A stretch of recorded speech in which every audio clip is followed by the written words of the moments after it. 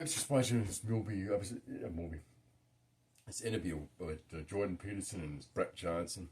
I was laughing because this guy is claiming, like, well, I'm not saying, you know, I'm sure what he claims, like, that he was, you know, to some extent maybe true, but he was claiming, like, that he originated the dark web and all that. It's like, no, I don't think so, my friend. I mean, maybe you started, like, certain kind of, like, a thing that was part of the dark web, you know what I'm saying?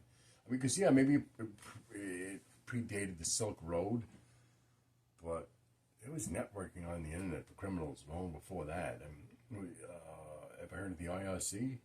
Yeah. IRC channels? Yeah. Been around since 1988.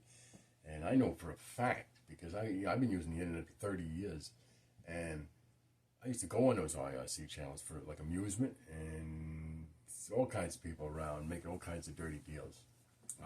I used to see plenty of them in, like, the late 90s when I used to go on those IRC channels. People used to try to suck me into stuff. They'd be like, "Hey, you know somebody who does this? You know somebody? Hey, you want to buy some? You want to buy some of these stuff at discount?" You're like, "No, I'm good." Yeah. And then I seen the same thing on Kazan, a little bit on Napster. I didn't go on Napster too much.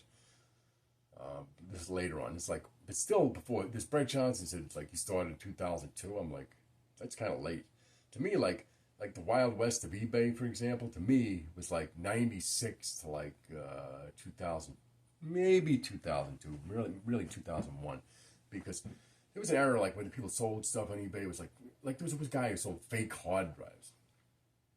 He had, like, at one point before they shut him down, he had like 10,000 feedbacks for for broken hard drives. Excuse me, for broken hard drives, and people would still buy these hard drives because it was like a crapshoot. Like, I swear, every 1 in 4 worked.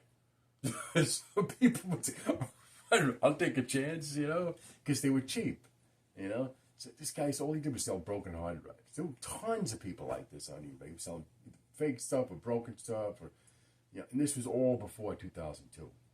And then I said the IRC channels, Kaza, Kaza Media Desktop, Kaza. Used to be a lot of people using Kaza to communicate crime. These people used to try to communicate. Because I used to do a lot of stuff on the internet. I used to sell, like, computers. I used to buy and sell parts and stuff for people and all kinds of stuff back in the day. And not all but legal, above board.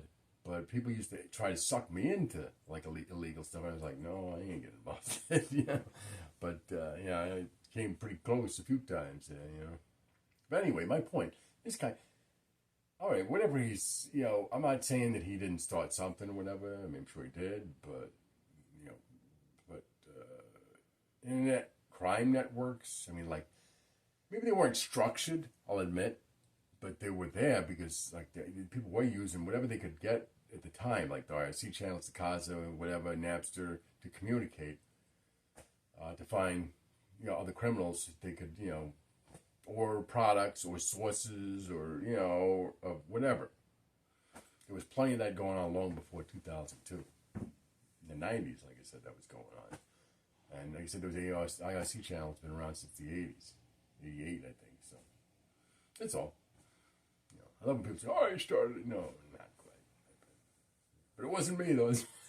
I had nothing to do with it. I don't know. Don't ask me. All I know is what I witnessed. Yeah, I didn't. I had no action. You know, I'm serious. I didn't. You know, didn't get involved with that stuff. You know, I valued my freedom too much. So, yeah, but that's it.